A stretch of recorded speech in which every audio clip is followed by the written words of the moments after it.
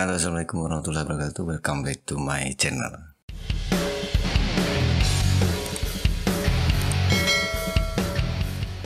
Oke guys, jadi setelah kemarin aku udah posting video tentang informasi pinjaman KUR di tahun 2022, banyak respon di video itu ya, banyak pertanyaan yang masuk.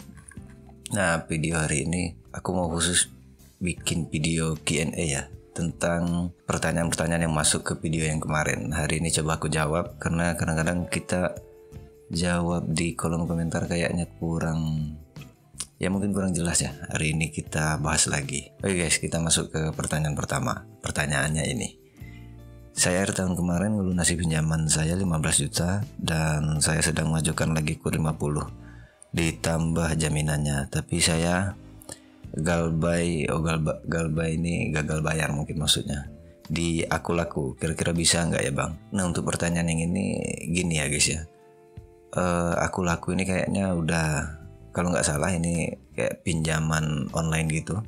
Kalau nggak salah aku laku ini udah terdaftar di OJK, dan kalau itu benar terdaftar di OJK, maka kemungkinan untuk pinjaman KUR-nya nggak bisa cair lagi guys ya. Karena faktor pertama yang menentukan apakah pinjaman itu bisa dicairkan atau enggak ya, yang jelas adalah SLIK-nya ya, sistem layanan informasi keuangan, atau dulu lebih dikenal dengan istilah B-checking. Nah, kalau B-checkingnya udah kena, ini biasanya nggak bisa.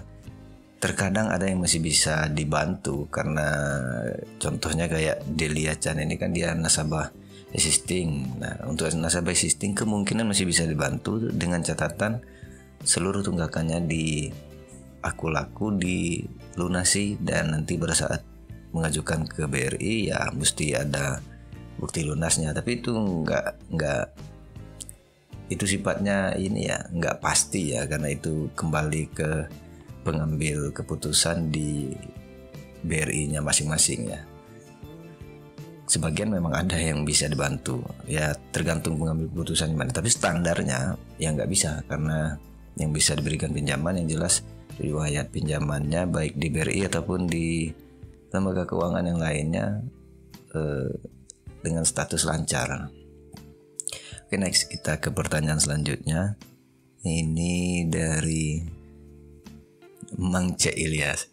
Nah, tanya Pak, kalau tempat usahanya nggak jauh dari rumah seperti Lain Lorong, yang disurvei itu yang mana, rumah apa tempat usahanya?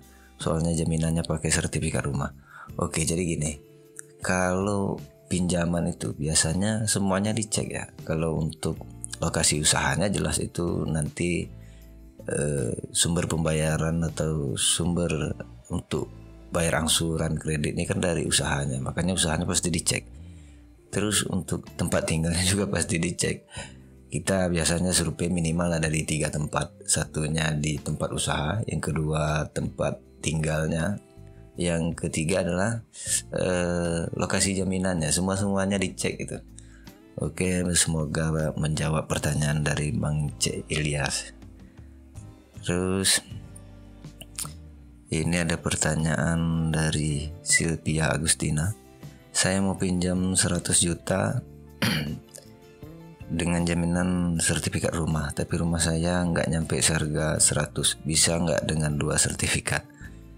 Oke, ini pertanyaan yang umum ya, ditanyakan terutama untuk pinjaman KUR ya. Sebetulnya standarnya pinjaman KUR itu tanpa agunan. Tapi karena kredit itu basicnya, dasarnya adalah kepercayaan dan keyakinan bagi pemberi kredit, maka terkadang dibutuhkan agunan tambahan. Sebetulnya tidak wajib, tapi jika dirasakan penting bagi pemutus atau ya orang pihak yang menyetujui kredit, maka bisa saja diminta agunan. Nah, untuk pertanyaan Sylvia Agustina ini sebetulnya jika nilai agunan tidak mengcover, sebetulnya masih bisa. Jawabannya yaitu tergantung dengan keyakinan di pemutus kreditnya. Kalau sudah yakin, bahkan jangankan agunan yang nilainya nggak sampai, tapi tanpa agunan pun mungkin masih bisa disetujui kreditnya. Oke, ini pertanyaan dari Iip Zulkifli. Oke, mau tanya nih, saya sudah ikut kredit Bank BRI komersial atas nama istri saya. Pada saat awal saya diberikan pinjaman 25 juta, jangka waktu 2 tahun. Setelah setengah jalan atau 1 tahun, saya ingin top up kreditnya untuk penambahan modal usaha dan membeli kendaraan. Biasanya setelah 25 juta top up di ACC jadi berapa ya bang? Apakah bisa naik ke 70? Oke, ini dia nggak nyebutin ya mau top up pinjamannya ke pinjaman kur atau pinjaman bisnis. Sebetulnya ini nggak ada ukurannya ya.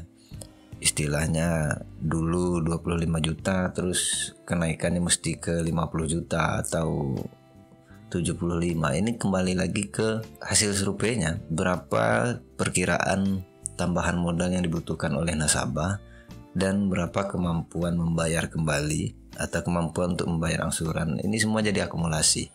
Yang pertama tentang agunannya, yang kedua adalah tujuan dari pinjaman ini diajukan, terus yang ketiga adalah tentang agunannya. Kalau untuk pinjaman komersil atau pinjaman kupedes, kalau top up bisa tidak pak? Kalau ada tambahan mungkin untuk tambahan modal maksudnya, ya sangat boleh sekali karena memang diutamakan untuk pinjaman kur ya khususnya, ataupun juga pinjaman kupedes. Tujuannya digunakan untuk tambahan modal usaha atau investasi. Nah jadi pada dasarnya kan pinjaman ini ditujukan untuk membantu perkembangan usaha nasabah. Tapi kalau tujuannya untuk konsumsi juga masih dibolehkan. Cuman ya bank kayaknya akan lebih semangat kalau tujuan pinjamannya untuk usaha, untuk tambahan modal atau untuk investasi yang menunjang usaha nasabahnya. Saya sudah punya kredit di bank lain, tapi bukan kur. Apakah masih bisa mengajukan pinjaman? Oke, jadi gini guys ya. Salah satu syarat penting dari pinjaman kur ataupun pinjaman komersil ini, nasabah tidak sedang menikmati fasilitas pinjaman di bank lain. Nah, seperti di video kemarin udah aku jelasin. Jadi yang bisa itu kredit kendaraan bermotor, terus kredit KPR, kepemilikan rumah, dan kartu kredit. Nah selebihnya nggak boleh, jadi dianggap double kredit ya.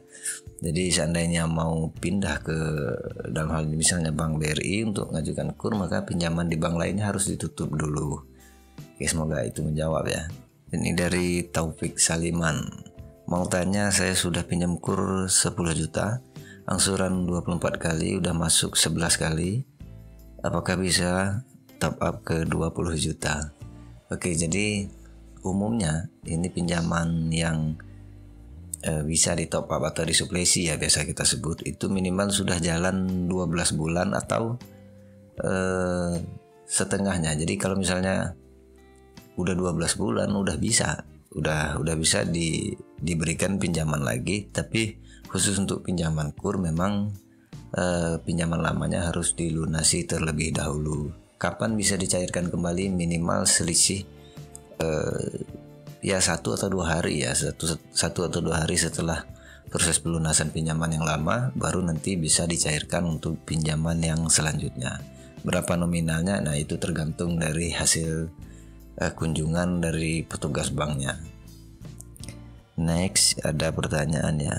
Tanya kak, pertama saya ikut kur terus pindah ke kupedes, rencana mau pindah lagi ke kur, kira-kira bisa atau tidak? Nah ini juga pertanyaan yang sangat umum ya tentang kur. Jadi memang pada dasarnya bagi nasabah yang sudah naik kelas ke nasabah kupedes, yang dulunya nasabah kur, itu tidak bisa kembali lagi ke fasilitas pinjaman kur. Tapi pada prakteknya ada aja nasabah yang kemudian dari kur pindah ke dari kupedes pindah ke kur. Ya itu kondisional ya, saya nggak bisa jawab di sini karena terkadang ada beberapa faktor lain di luar kontrol petugas. Terkadang gini, misalnya nasabah kupedes ya yang sudah lunas putus, nggak pinjam lagi, udah cukup lama. Nah kemudian pada saat ditarik datanya di selik atau BI checking, kebetulan mungkin riwayat pinjamannya yang lama nggak kebaca, ya bisa jadi di yang dulunya kupedes akhirnya bisa cair lagi di fasilitas pinjaman KUR. Maaf nanya Kak, kalau udah disurvei itu udah pasti pencairan. Ya,